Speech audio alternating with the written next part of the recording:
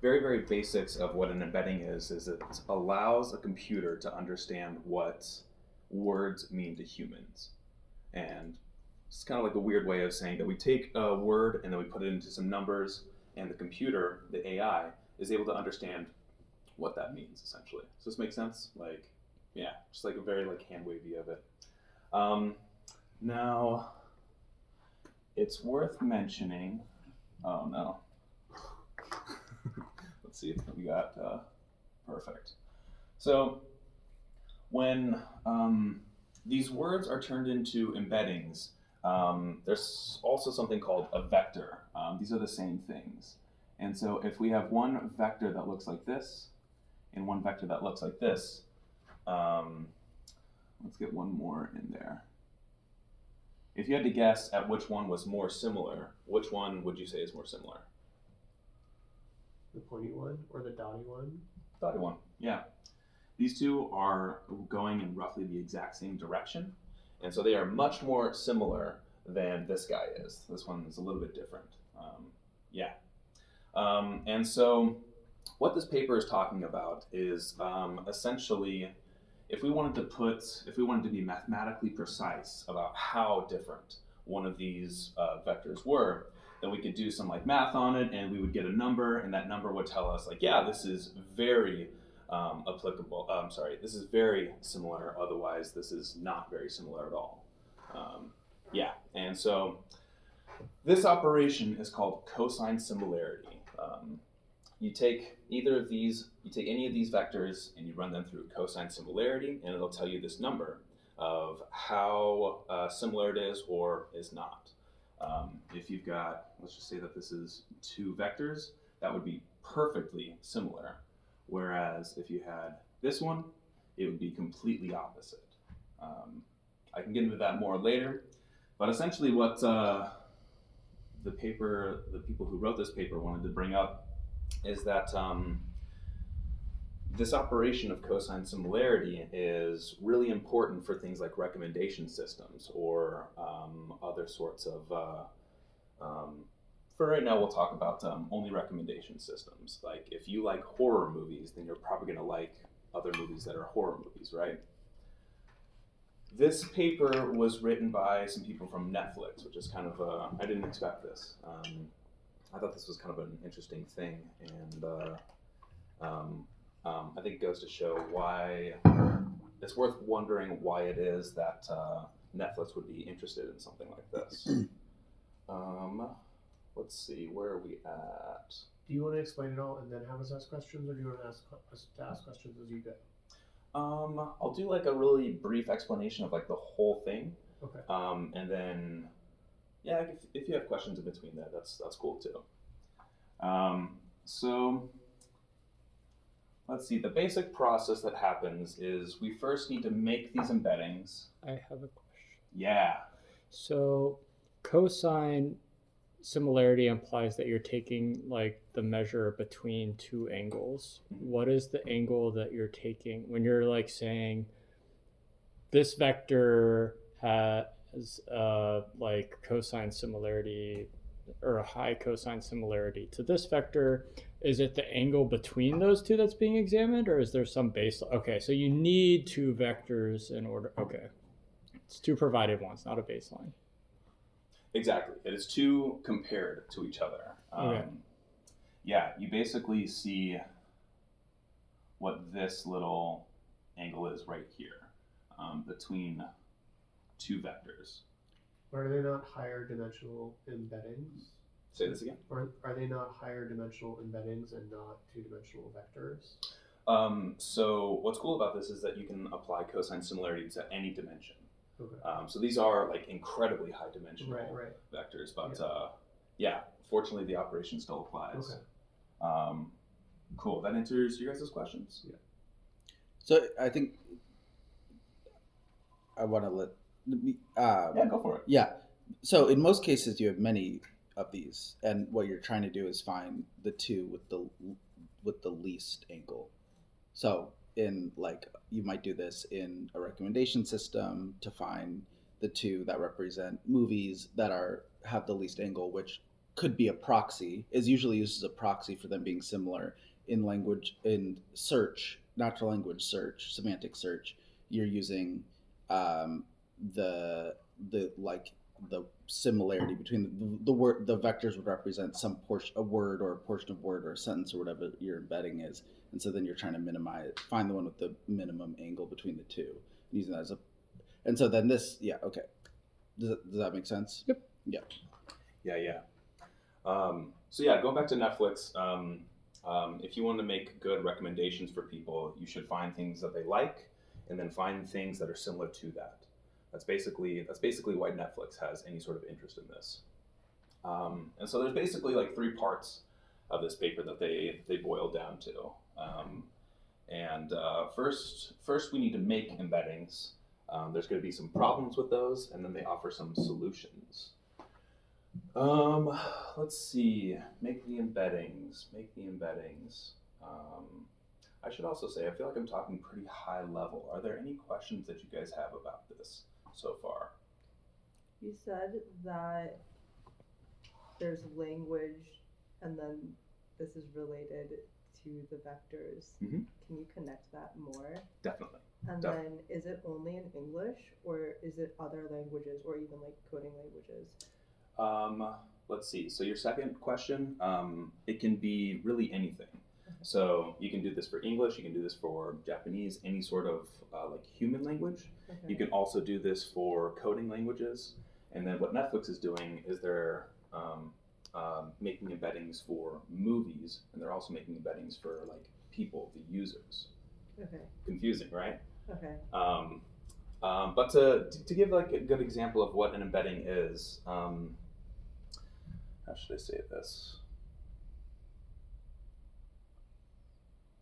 So I think that a really, really basic version of what's going on here, let's see, how should I say this?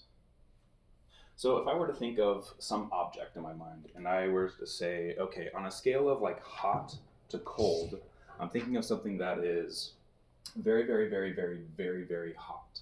And I also said that same thing on the scale from very small to very big is very, very, very, very, very, very big. Do you have a guess at what I might be thinking? Your asshole? Do you have another guess? An effigy at Burning Man? Cool. Do you have a guess? The sun or something like this? I was thinking the sun. Yeah. Yeah, so both of these are like big things that are like really hot, right? And so if we were to say, I'm just gonna say that this is hot, cold, and this is, we'll just go big, small. So I said that this thing was really hot. I also said that this thing was really big. And so now we can essentially like put a number next to this thing, right? Like let's just say that this is -1, 0, 1, -1, 0, 1.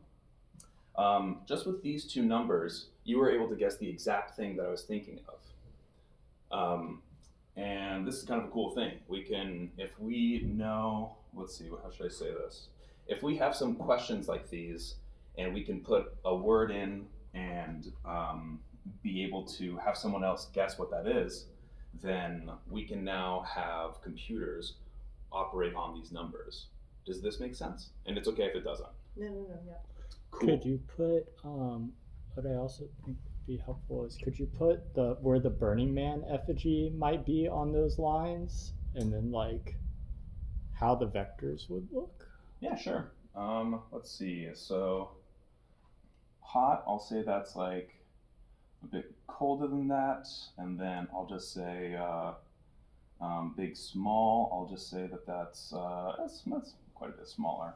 Something roughly around this. So maybe this is like -0.5, and that's like -0.7.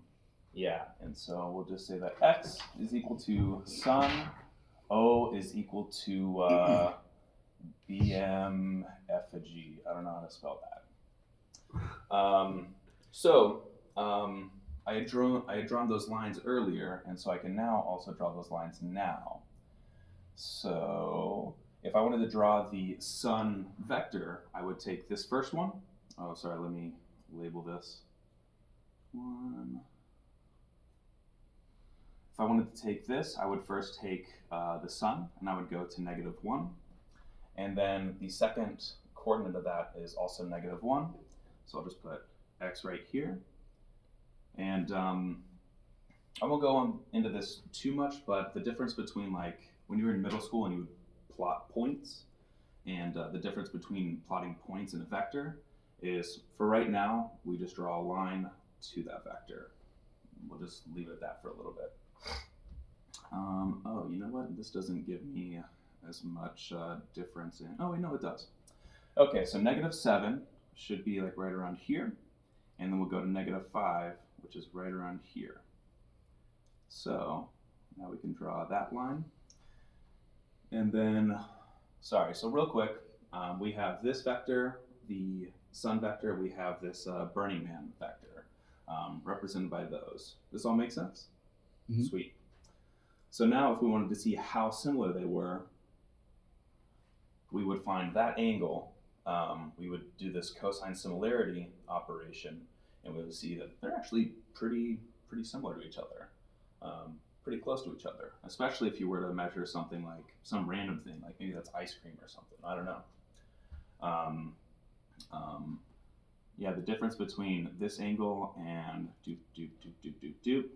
quite a bit different.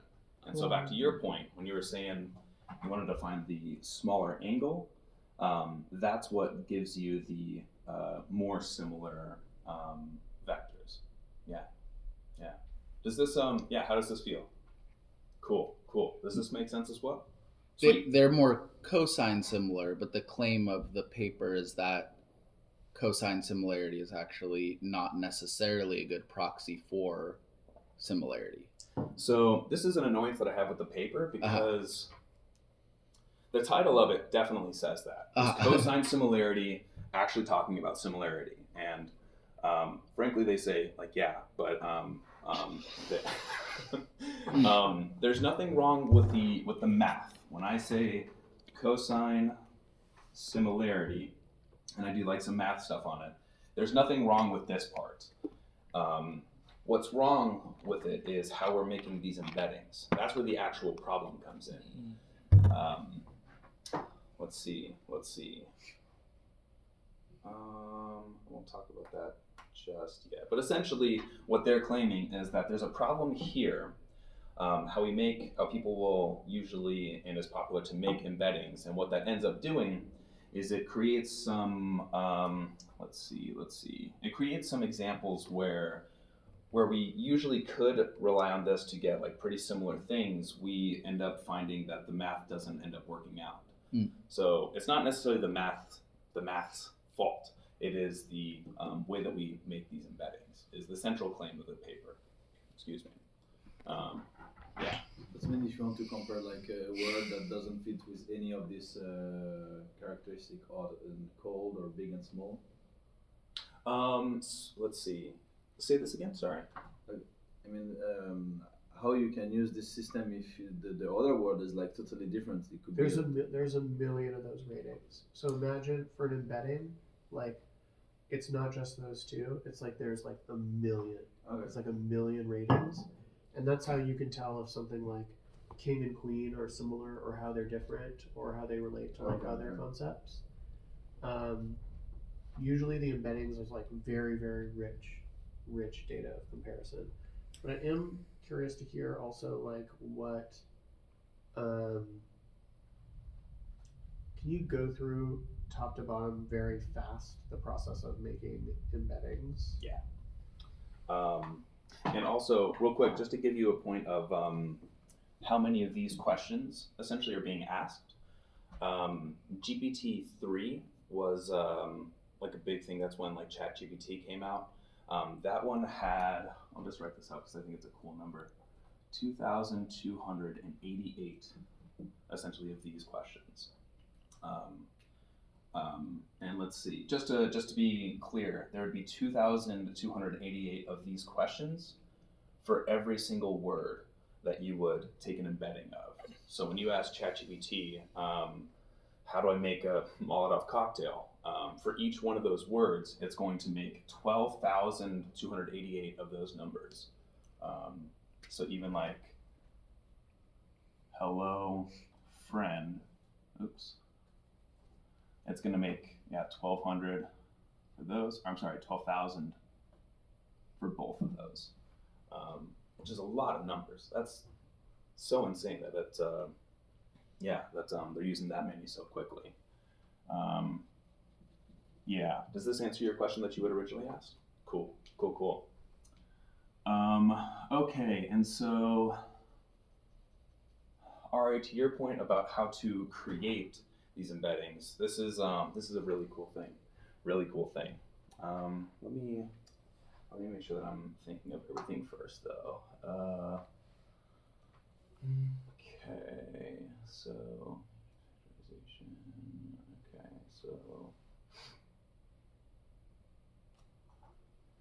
so this is a multi-step process, and basically, let me also move this back a bit. Okay, so creating the embeddings. What we would like to end up with, it's going to be a matrix called X, and it's going to be, let's see, how should I draw this?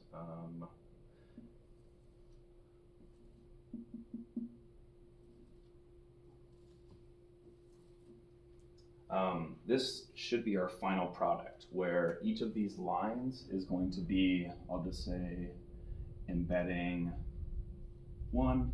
I'll just say that's 2 actually, ... and then embedding n number. This is what we're going to end up with, and I'll just go through the math at first. This is what we're going to end up with, and how we get here is we actually create 2 other matrices before this.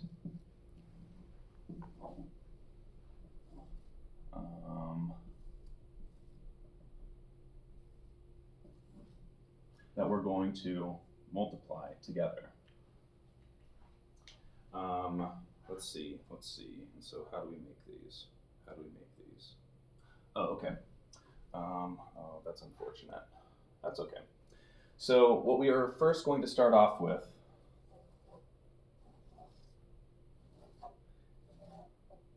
is one matrix. And in this case, this is going to be all of Netflix's data that has, let's see, each one of these is going to be user. That's going to be user 2, ... user n. And then this is going to be item, like a movie or a show, something like this. All the items that a user has interacted with. I1, I2, blah, blah, blah, blah. I'll just say, I'm going to say n as well. And so that's all of the possible items, and it would just be like a 1 if the user has interacted with it, right? Or not necessarily. Oh. So it would be a 1 if it has interacted with it. It would be a 0 if the user has not interacted with it. Yeah. Yeah, cool. But yeah, just to put this like in context, let's just say that Netflix has like 5 people, 6 people, and it's all of us in this room. Each of us have watched some movies. They've got like 10 movies, and so now they've got like some information that they're going to put in this matrix about what we have already done on their platform. Let's see. Okay. So if we wanted to end up getting to here, let me tie that a little bit better. So I mentioned before, if Netflix wants to give us suggestions that are something that we like, but it's similar to what it is that we do like, they need to find out what it is that we like. Let me label this as well. X is going to be, okay. So possible, possibly good, possibly good movies.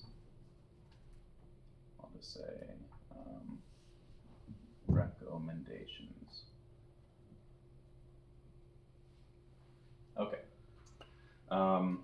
So to get from here, what Netflix currently has, to get to here, what Netflix wants, we have to do something called matrix factorization. I think that this is super cool, really, really cool.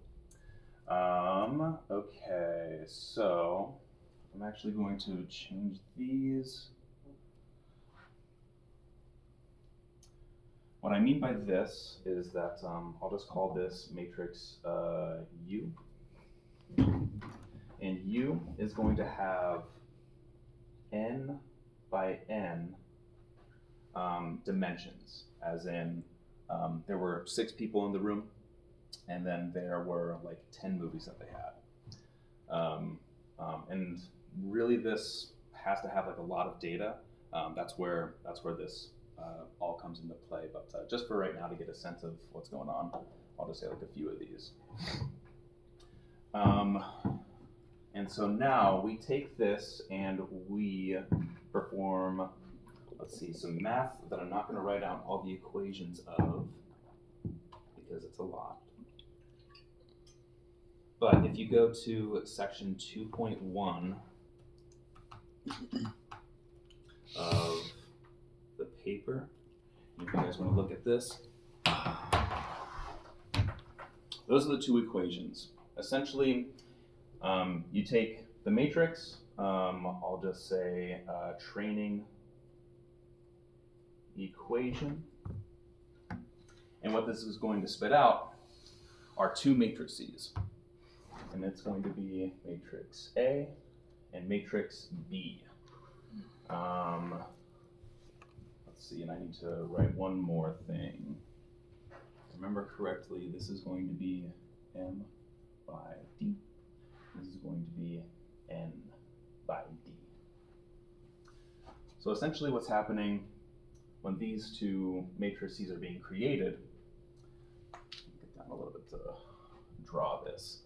So essentially you're going to take all the users, let's see, actually I can do this up here. Users by, I'll come back to that in a second.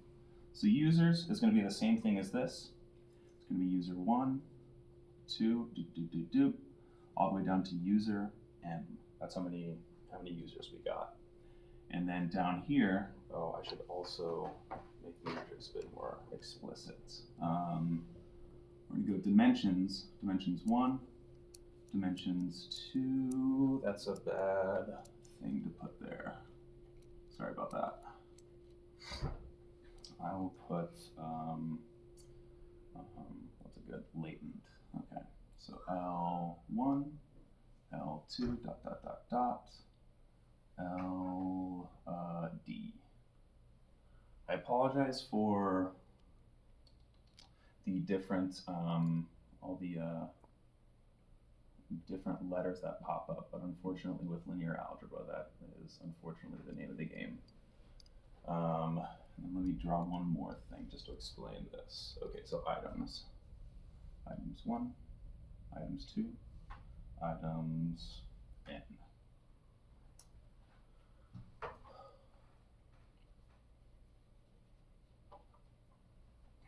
Okay.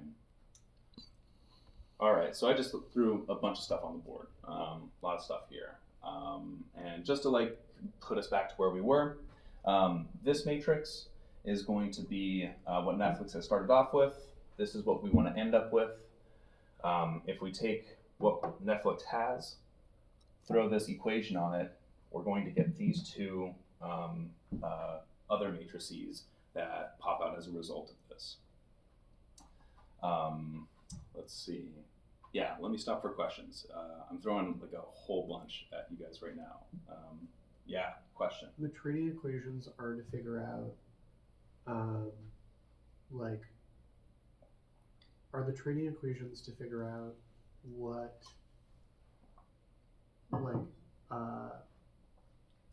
a kind of like preference space? Preference space. How do you mean this? Like, like the latent variables. Yes. Yes. That's what I was trying to say, and I was not able to say. That's exactly correct. I should have mentioned this as well. Let's see. So we mentioned this. Like users who are like this tend to like these kinds of things, and it's like the hot and cold and big and small of the sun, but times like a billion. Like user who is female, who tends to be this age, who tends to live in this zip code, like things that have this and this and this quality, which could relate to this movie or this movie. So let's see. That is what you described is a little bit more towards this end. Okay. So that's where we're ending up. Exactly. Is the dot product the training equation, or are those different? No, the dot product happens right here. And this is where you can take a user, take the dot product of a certain like movie, and then that will be an entry over here of Okay, so the entire three at the top are all post training. Correct. Okay, got it. Yes. But does the training produce those resulted? So you're saying the training produces those Yes. Can you just walk from the part from training equation into the two vectors? Is the training equation one equation, or is it two and then you're getting two matrices? Wait, so there's a few different questions happening. I'll start with this one because this is the first one that I remember. So I mentioned that this process right here is called matrix factorization. And when I say factorization, this is the exact same thing as we did in middle school when we have this equation, 4x plus 2, and then we factor out a 2. Okay. Same exact thing. If we have this initial one, and we're going to factor out these two. So you're just factoring out the user on one matrix and then the item on the other, and so you end up with two different matrices with a solvable set of equations. Exactly. Okay. Yeah. And so one thing that I forgot to mention about this is, so this matrix is going to be responsible for only the users. This matrix is going to be responsible for only the items, these things that were over here. Now we've talked about what's going on this way, but what I have not talked about is what's going on this way. What the training is where these matrices find out these the numerical representations for these latent variables. That's a whole bunch of stuff that I just threw at you. You would ask this question. The latent variables are like the things that humans can't even perceive about how certain things are associated with other things, but machines are able to perceive these connections between things in bulk. So I will say yes and no. Okay. Essentially what these latent things are these same questions of hot, cold, big, small. But like machine questions, not human questions. Sometimes they're human interpretable. Okay. They literally could be hot and cold, big, small. Okay. But essentially, let's see. These types of questions are what make up these, the same way that GPT-3 has 12,000 of them. Let's see. These ones typically have a fewer number of, let me, oh, that was a bad description, sorry. Ari, I think that actually, correct me if I'm wrong, but I think that's actually a bit of still an open question, and I think that's actually what that like exciting Anthropic paper with like the Golden Gate Bridge was about, was like whether do these latent variables map to human interpretable concepts. Yeah, I was going to say. The answer was yes in that case, but I think that the answer is sometimes yes, sometimes no, and that it was exciting and still a bit of an open question. So, or are those things in that paper different than what we're talking about here? So there is a little bit of different stuff there, but essentially what's happening in the Golden Gate Claude thing is they found a vector that responds to Golden Gate, and since that is, oh man, since that is a vector, just imagine that you multiply that vector so that it's a lot larger. And then whenever Claude is thinking about anything, I get it, but what was exciting, it was an open question whether there was something that whether those vectors in it would map to anything specifically human interpretable as a concept like Golden Gate, or whether it's just like mathematical machine uninterpretable dimensional things. so maybe I don't fully understand your question, but at some level there is like when we tokenize a word to the embedding space. When we go from a token to an embedding, that very much can be a human representable word. This isn't what you're talking about? Why? So Well, they're not when you tokenize for a language. I don't want to go into that paper instead of this one, but in a language model, you're not tokenizing to a word, and you're not tokenizing to Golden Gate. You're tokenizing for like some amount of bytes, which is like 4 characters. The fact that as the language model was trained, produced concepts within it that are human interpretable concepts at the neuron level was what they were excited about in that paper, because in smaller models that doesn't happen.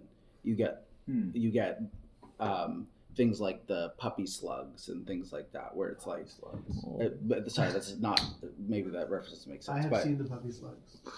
anyway, I don't there are many models in which those things don't come out to human interpretable concepts, is what I'm saying. Yeah. Sure. Yeah, I would agree with that. Polysemanticity, is this what you're pointing at?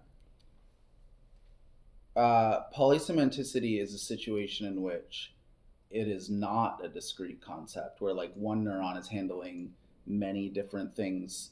When multiple neurons are handling one concept to represent. No, it's when one neuron is handling it, yeah, totally. So in both those cases, what it's doing isn't like explicable in like a normal human way, because like it is handling things in a way that a human would not in terms of concept so it's like there's many like with in GPT-2 you don't get like just like the same kind of like discrete crisp sections of the model that handle things that map directly to the human way of thinking about it. Mm-hmm. My only point just being that like in many models, in some models that does happen, but in many models it doesn't. So someone asked like what those represent, and he asked, is it the actual concept, or is it like human, or is it like machine concept that adds up at the end to the feature that you're dealing with, but not in the middle. And in most models, in the middle, it is not like a human interpretable set of things, is my current understanding. But I think that has to be right, because otherwise interpretability wouldn't be such like a huge open issue. Right. So let's see. I'd like to talk about this more at another point, but if I understand correctly, I think there's a couple different things that are being talked about here. So like what each of these like latent dimensions are representing, as in like these questions. This is different from how a neuron in a model will represent a concept.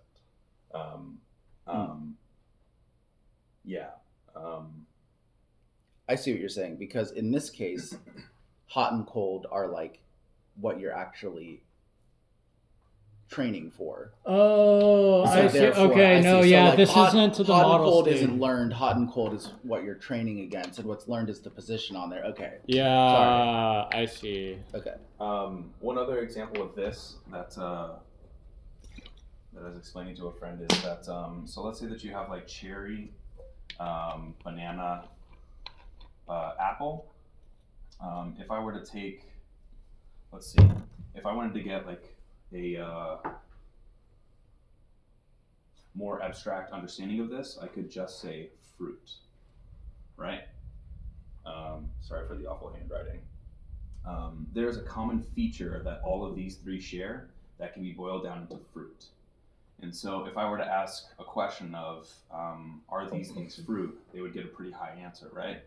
But if I said if like a table is a fruit, you get a low answer. Depends on your diet.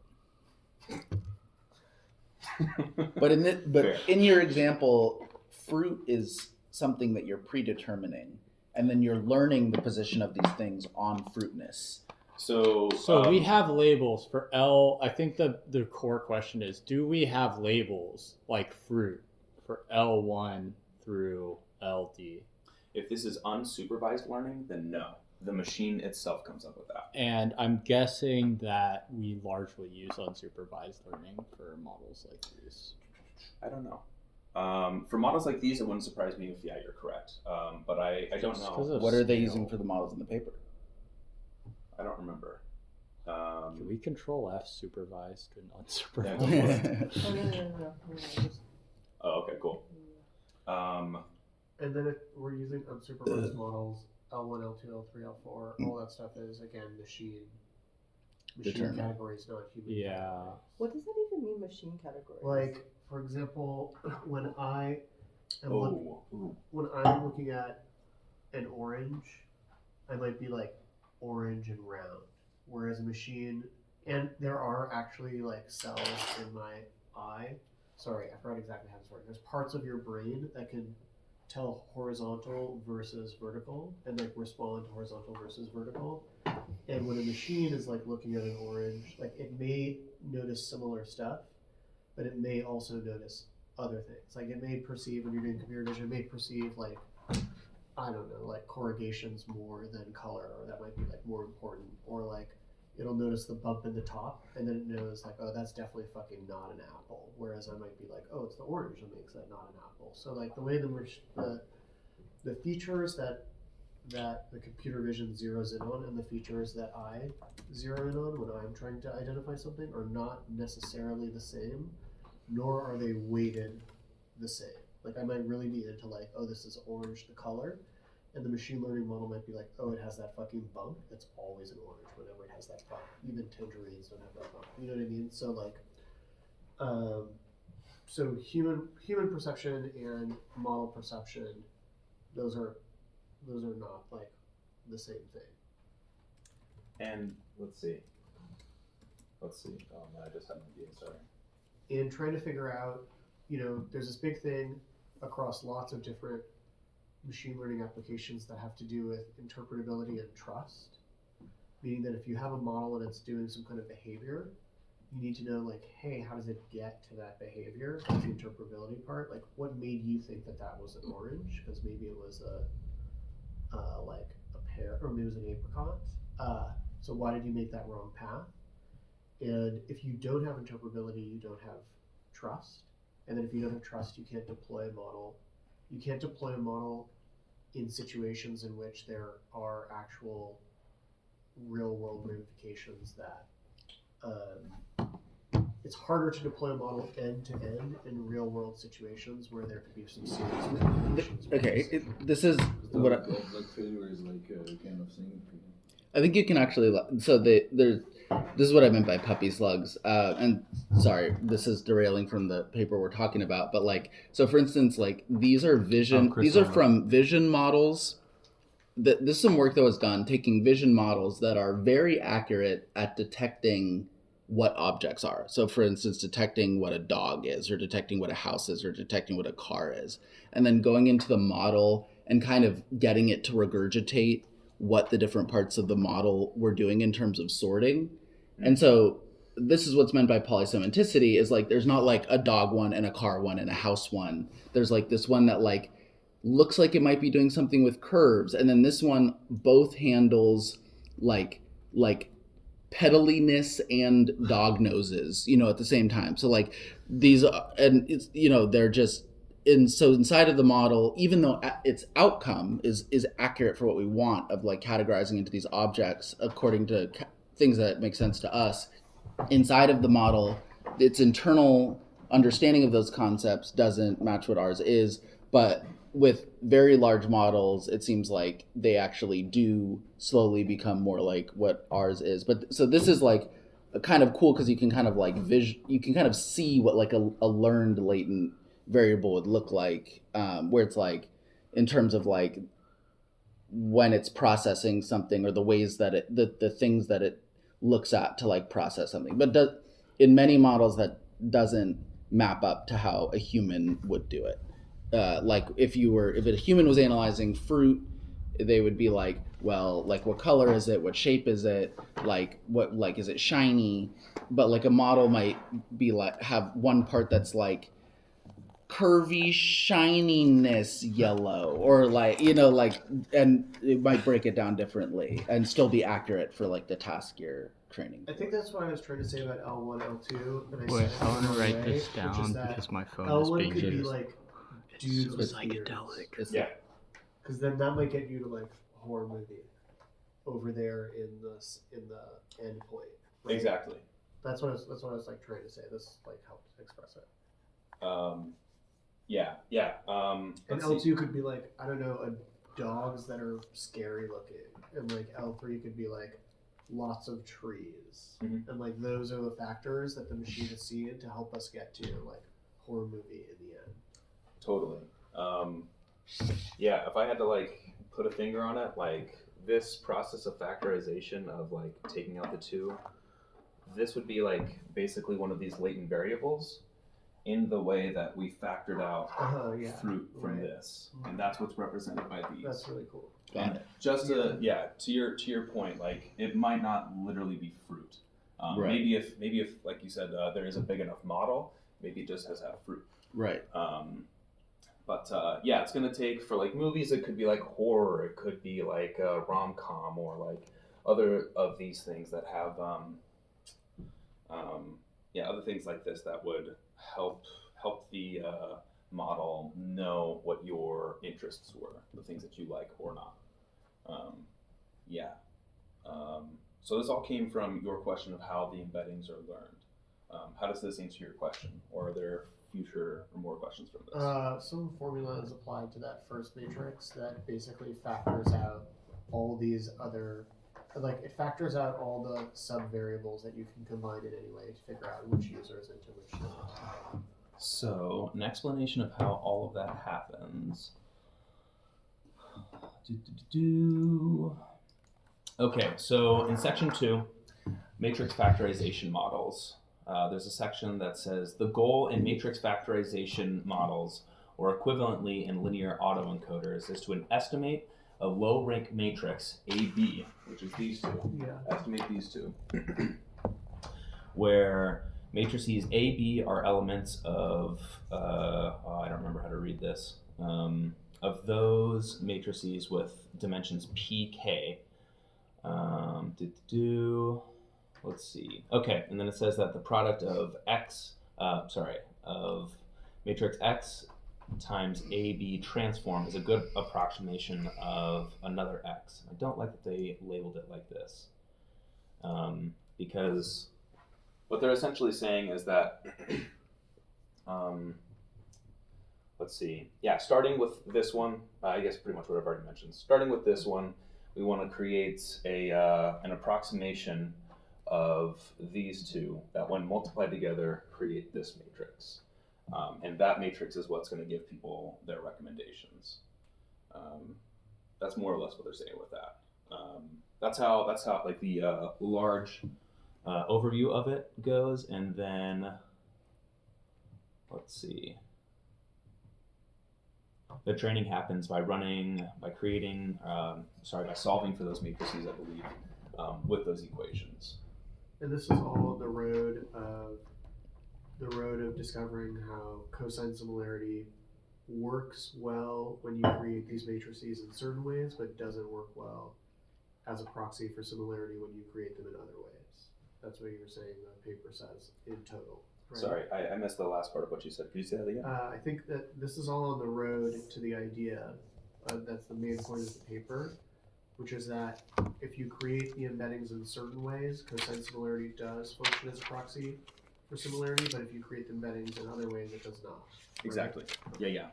So again, to reiterate that point, what the authors are saying is that this operation, this cosine similarity, the math is totally fine.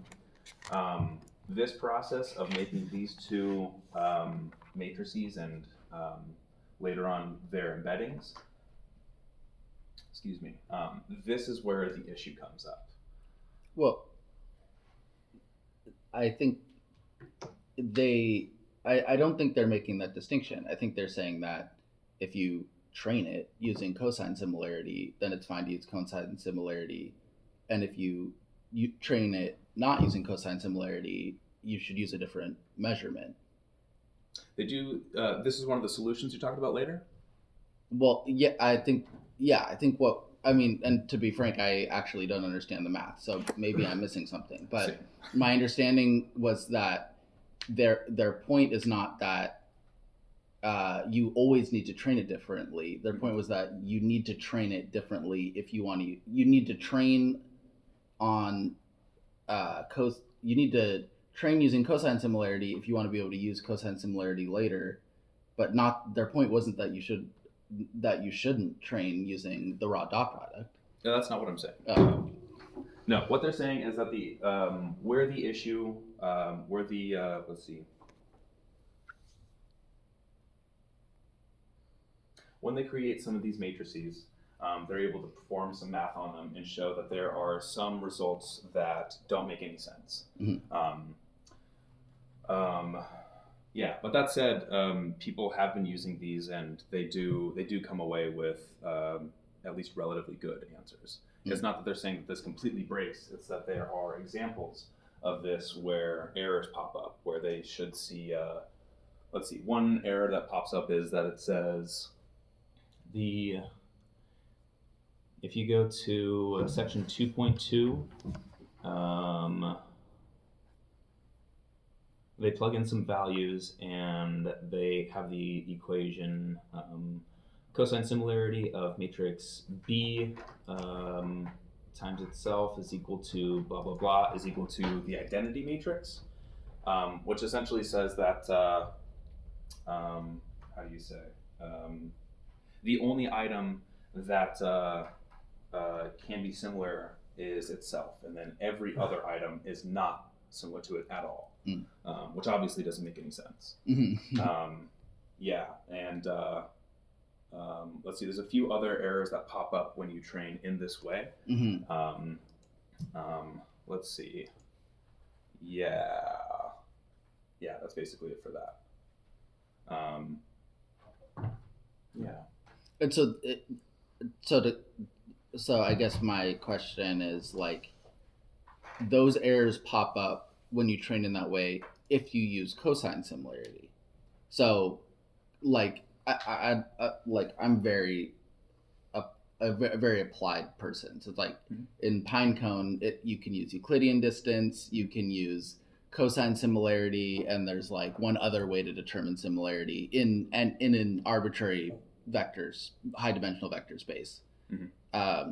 So if I put my vectors in a vector database, I have these like different options for calculating similarity. I only know empirically what the difference. That I just test like which of those empirically works better. I don't know how they differ mathematically.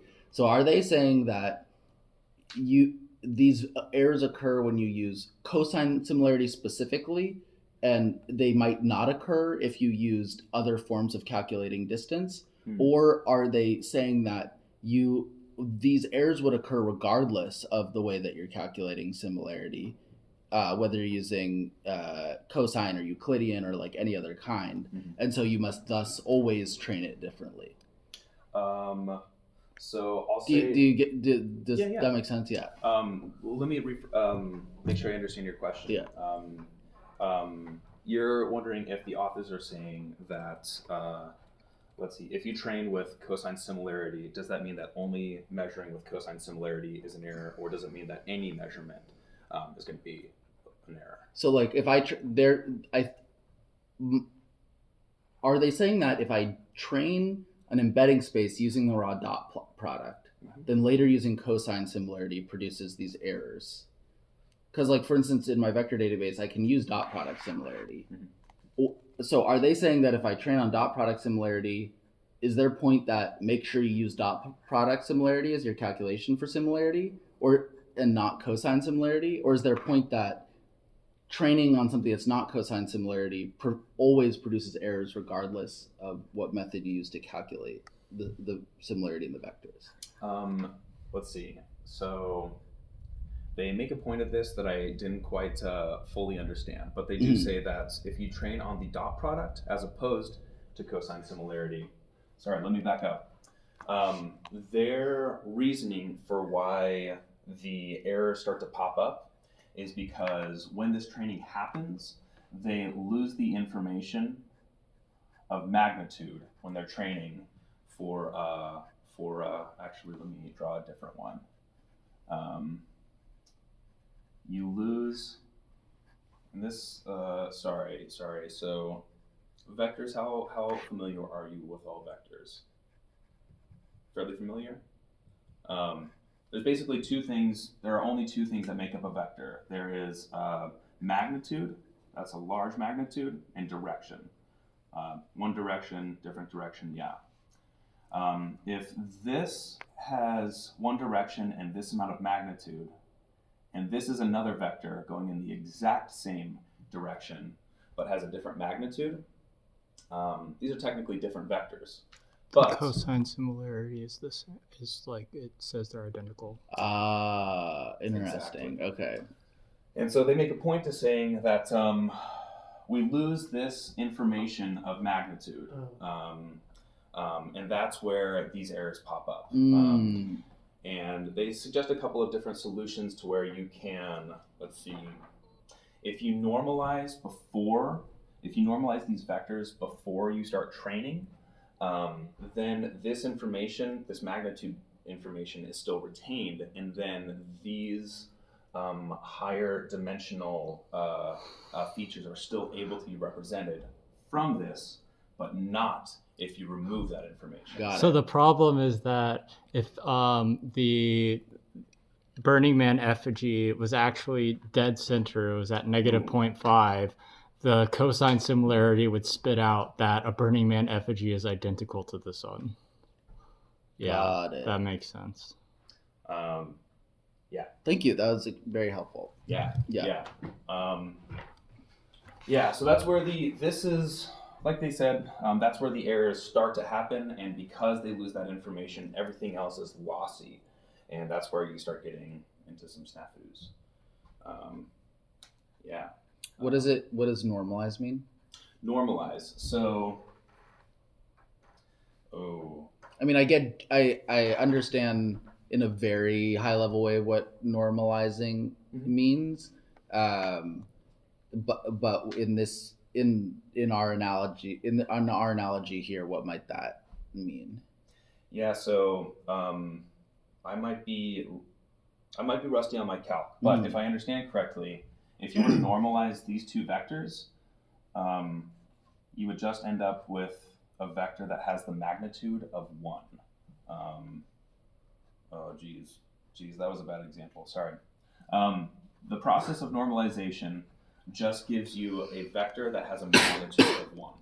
That's essentially it. It retains its direction, but you just make it equal to 1, so that way it's usually easier to work with for your other. I see. So you therefore force the training to encode the information in something other than magnitude, because all of the magnitudes are the same. You like force the training to only encode information in position because the magnitudes are the same, which prevents this situation. So I was just reading about this before I came over, and Okay. I think that this was, if you Control F word to vec, I believe, I didn't get a chance to look into this in depth, but they talk about using negative sampling or inverse propensity scaling. And I believe that this is where they're able to provide examples that aren't based on magnitude, where you can still, let's see.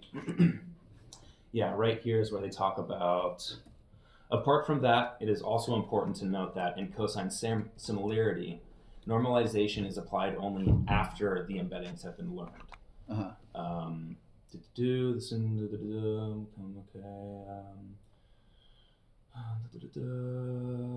Okay, a couple of approaches to do that: negative sampling or inverse propensity scaling,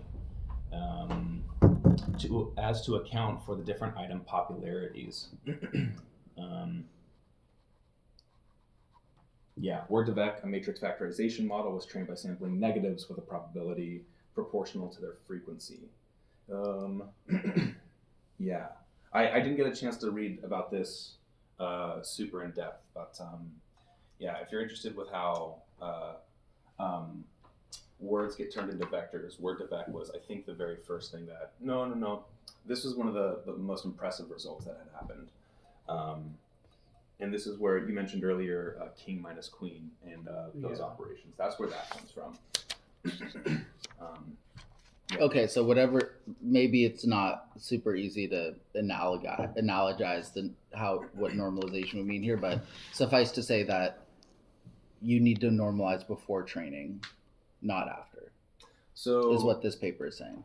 So I'll say two things. So normalization, if I remember correctly, is just making your vector a magnitude of 1. But where that operation is happening and why that's changing things the way that it does, I think that is less, what you're pointing at is less easy to analogize. Yeah. Okay. Yeah. Got it. Yeah. Okay. Questions?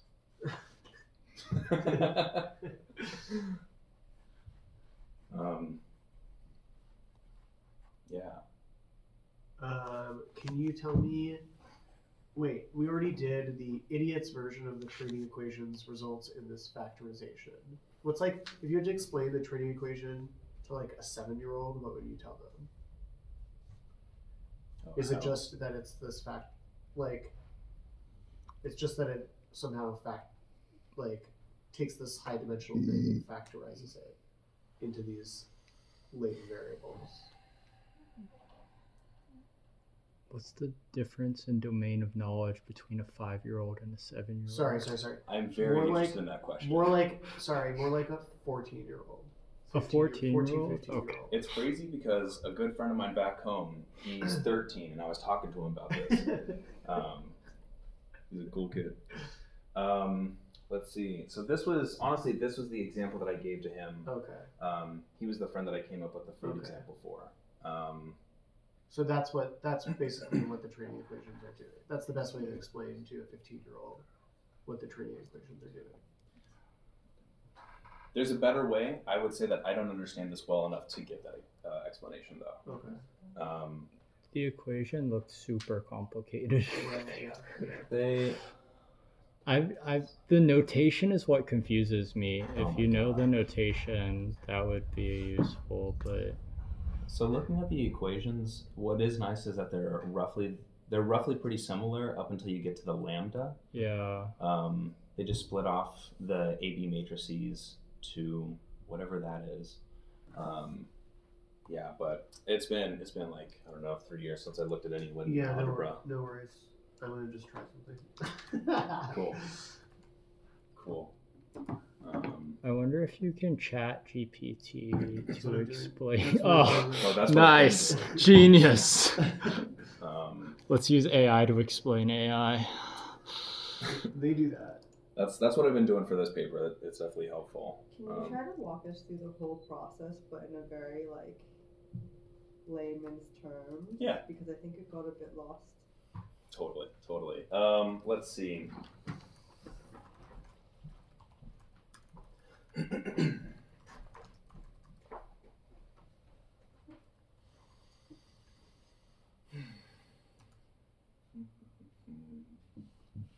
I try based on everything you've told us? Yeah. Highest level possible. Absolutely. So you have a bunch of data, and the data you have is all these people watch all these fucking movies, right? You got 100 people. They all watch different movies.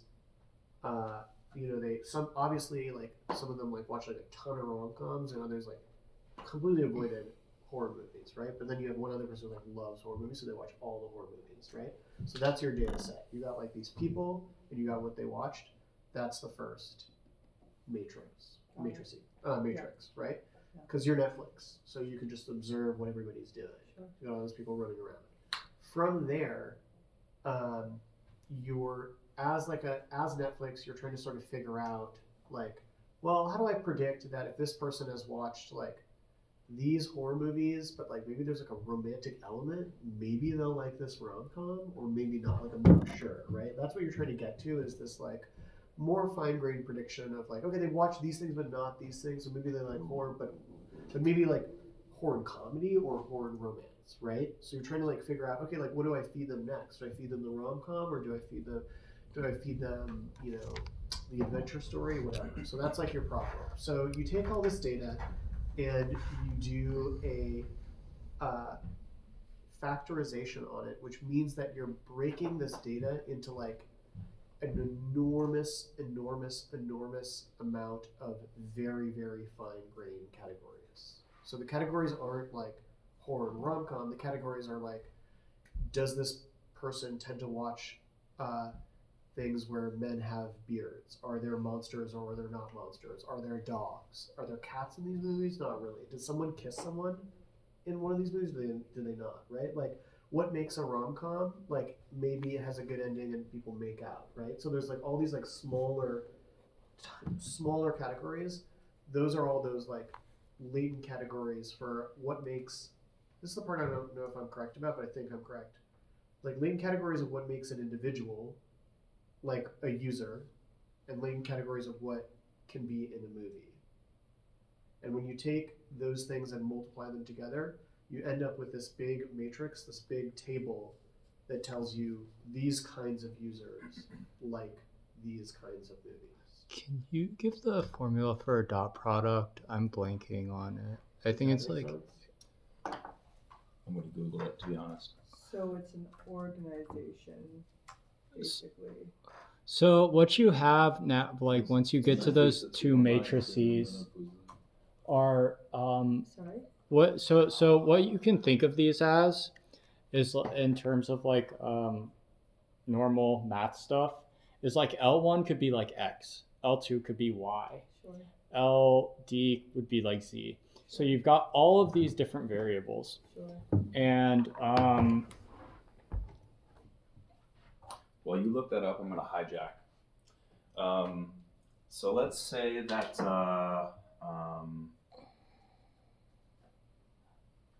I'll just say that this is like the basic human, the layman like thing of what's happening.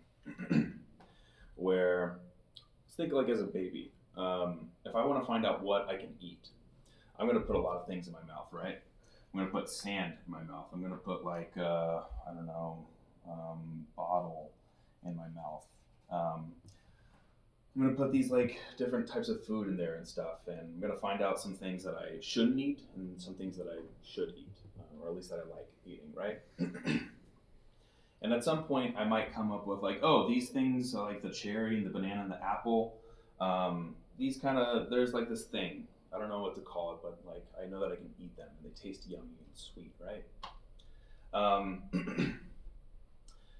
Thinking about it from a baby's perspective, it now has some sort of understanding that like, oh, if I see a cherry, I know that I can eat that.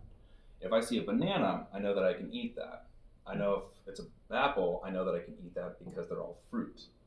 What about a strawberry? Is a strawberry also a fruit? And you can like test this out and you can try eating it and then you find out, oh yeah, that's good, that's yummy. What about a rock? Can I eat a rock? You find out that no, you don't want to eat a rock. And so what's happening right here is this process of basically fucking around and finding out. And when you find out these different things, like, okay, I can eat fruit now. This is awesome. This is something that is similar to things that I've eaten in the past. Isn't L1, L2 like sweet, You can think of soft in terms of fruit, right? Like, sorry, in terms of movies, like it's like sweet, soft. They could be, yeah. So there's a bunch of different categories of things that you can eat. You can eat fruit. And it's L1, L2 on the A side. It's like male, female, old, young, because it's users, right? No. So here's a cool thing: is that these dimensions are the same as these dimensions. That trips me out. That is crazy. You're learning the same dimensions, but then you're applying them for both users and items. Which is kind of nutty. Users and Yeah. That's how you can combine the matrix and find out the suggestion. Yeah. I mean, in this example of matrix. Yeah. So real quick, how does? Let's make more interesting. Yeah. Yeah. So this like a baby fruit example. What is this like? I don't know. How does this come across to you?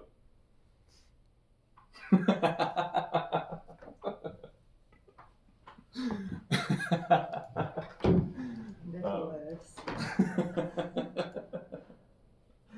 I don't want to hold back the discussion because I'm not fully understanding it though. No, please. I think we're all trying to get it. But also we need to get going soonish. I'm starving. Not gonna lie. Because we have to meet someone at 8. But I'm happy to give you a ride. You know what I Okay. mean? But I don't want to interrupt what you guys are doing. I don't get why you lose the magnitude. Why you, due to the factorization, you're losing the magnitude. That's The normalization of the vectors is what loses. So when you're trying to do these calculations, they're trying to take the magnitude out. But why? I mean. But why are they doing this? Yeah. I don't know why actually. I understand that if you do normalization, that's the goal of normalization. To lose this magnitude. But why you have to do this? So again, my like vector calc is rusty, but I think that this. Isn't it that you want to lose the magnitude?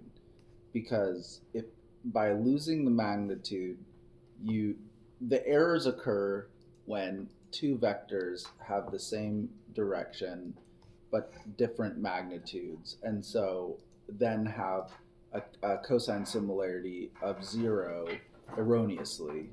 So you want to take out the magnitude before training, so that all of the information, all of the way that it's moving the vectors around to match the data happens in things that aren't the magnitude.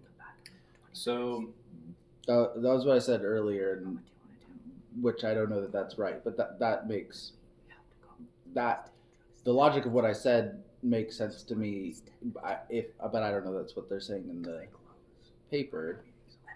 But that's trying to lose some information to be able to get like get some sort of trade-off is what you're saying. Okay, go. Let's see. Yeah, I'll wait here. Yeah, so I can't give a confident answer to your question, but I think that there is like when you normalize your vectors, that makes it easier to operate on, to do this like sort of math with, and I think that's why they. I mean, the calculation would be much easier if you lose the magnitude, right? If I understand correctly, but I don't want to say any like confident, Okay. incorrect answers. But yeah, maybe it's also like a necessity for how the training happens. Actually, I don't think that's the case. But I would assume that there is some sort of trade-off for normalizing your vectors, getting rid of that magnitude. Otherwise, I don't understand why they would just lose information without any sort of trade-off. Yeah. Yeah, sure. Nick, how much I longer think do you for a this lot is of gonna go? applications, 30 it just results Okay, in yeah, like sounds better good. We'll be back and we can drive you home. Cool. Let's do better dinner and then drive home. results. Yeah, that Okay, sounds good. okay. Sorry, what's You that? guys out. I think Yeah. that, well, the case with normalization is typically that like empirically we just notice that it tends to get better results when we do it. For Like, which part? Sorry, I lost for that. normalization in general, right? Like normalization functions are just kind of a catch-all term for things that we do, we like apply universally to make the differences or similarities we care about more apparent. Yes, and I'm going to follow up with that. So I was looking at a data set recently where there were. Can I stop recording because it's blocking my phone? Or do you want to keep recording? I can prop it with something else. I'll give you something. Here, does this work? This should be heavy enough. So I was recently working on a data set where it was a survey data set, and for like most of the questions, the ratings came back on like -1 to 1. But for some reason, there was another question that came back -8 to 8. Yeah. So if you were to take the mean of those, that last one, it would come out with a number that's outside of those ranges. Yeah. It could be like 4, it could be like -7, but either way, if you would normalize that so that it was on the same like -1, 1, then Right. it would make sense in context. And that's a form of normalization in which you would not lose information. You don't lose any by dividing everything by 8. You don't lose anything Yeah. there. Yeah, I agree. So maybe my misunderstanding is that maybe there's a way of normalizing out the magnitude in such a way that there is an information loss. Is that possible? I feel like I feel like that's correct. Yes, because Okay. they do mention training. Well, so it actually is accounted. So the dot product is the magnitude of A times magnitude of B cosine theta, where theta is the angle between A and B. And then, so like the magnitude is accounted for in that equation. This must. I'm transitioning to independent work time. You Cool. all can Go for continue to it. grind on this specific thing if you want to. Cool. I think we just need to This like monitor. read some intro to linear algebra. So I know that in this they talk about regularization, and that's what okay, so if we go back to the training spot, they talk about L2 norm regularization, and I believe this norm is where, sorry, What the fuck are the double bars? I don't know. I don't know. Your face. I wish I had a photo of your Like, what the fuck are the double bars? Um, My God. But yeah, this regularization, let's see, the two training objectives, which are these two equations, obviously differ in their L2 norm regularization. Obviously. Obviously. We can all see that. It's pedantic. Yeah, and they talk about in the first objective, double bar AB transform, double bar 2F applies to their product. Oh, okay, here we go. In linear models, this kind of L2 norm regularization can be shown equivalent to learning with denoising. Dropout in the input layer. Let's see, something else. The double lines are literally taking the norm of vector A. The vector A can be represented as a matrix. The norm of vector A corresponds to the length or the magnitude of vector A.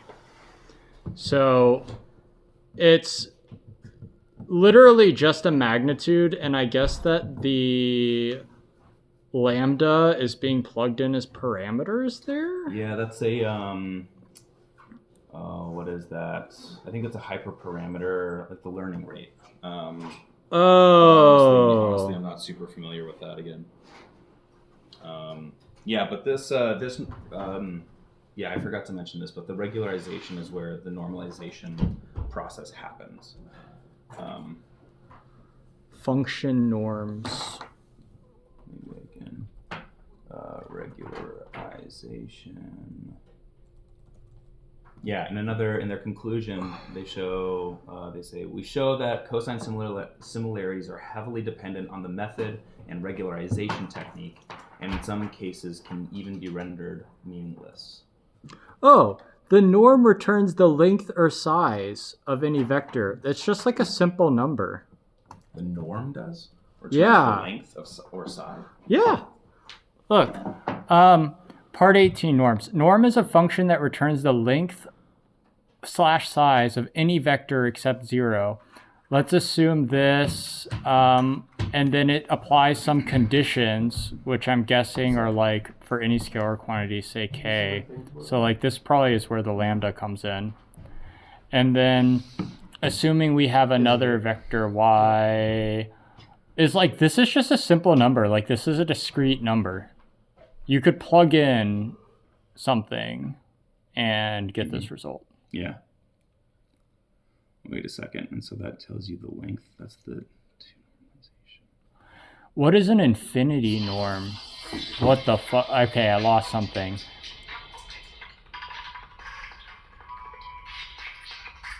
This is just a simple Euclidean norm is a 2 norm. I'm showing you a 2 check plus 3 is 5. Yeah, that checks out. Okay, cool. If you want a free ticket, I'm happy to give it to you. Shortest What distance time's it between at? 2 points. 2 squared 6. plus 3 Okay, I squared. can't Square root of make it 2 in squared the plus 3 evening. squared is square root of I'm done. 13. I'd love to see that. Okay. That's I'm a probably fun. going to That, do it in multiple times. that's an interesting. Those are the audience. same numbers as before. I was just recognizing that double This bar face, and I 2, was like, subscript 2 Yeah. is also what's going on. Never mind. You should raise the seed round while you're there. What'd you say? You should raise the seed round. While Yeah. you're there. I don't know. Honestly, I'd have to look into that. But Oh, here it is. Here it is. Manhattan distance. So just plugging in some shit for I P. don't know what that is. So the Oh, I so do this know that. equation has to That's like- convert. it's This over by, equation the- converges Fort Mason. Yeah. because Yeah, that's a nice space. I guess to am x looking out of whatever the xj residency, because if Oh, you cool. have x and cubed to we're gonna the see cube what the root. deal is. Sweet. I don't actually Can I know. come co-work This with is a you? weird Not equation, what you but this equation converges. I can tell you by looking at it, Mhm. which is how the infinity can be used, and we can calculate. Oh fuck! Where are you I hate working? Medium's app. This my bullshit It's not detector that isn't going stay off the yet, same. so I think that makes I sense. feel like I go I'm sorry. Oh, it's okay. I don't Oh know. no, it got There we go. Oh, stuck. we got it. We stuck the bag. unstuck Okay. it. Unstick it. Nah, I have to go because I'm All good. dying of hunger. Thank you so much. This I- was yeah. very, It very was really educational. cool. It was yeah. very cool. Hell yeah. I did not expect to understand anything This was of it. actually one of like the best And I like understood it, primers so thank to you. embeddings I've Yeah, ever it was- heard. It was very good. I got more out of this than I got out of like multiple weeks of my intro to like AI NLP class. you Really? call it. Yeah. Like I came out of that Thank being you. like, what the fuck is an embedding? How are we representing these words in space? And now I'm like, oh, it's yes and no questions. Like fuck yeah. Interesting. The Interesting. black doors and the white door. Okay. Cool. I did well in that class. Fucking. Thanks for mentioning that. Yeah, I thought it was really cool. I thought the introduction to the explanation of embeddings was like one of the best I've ever heard. Yeah. Thank you. Yeah. We should like release this video as like a paid course. Like it's for your grandmother.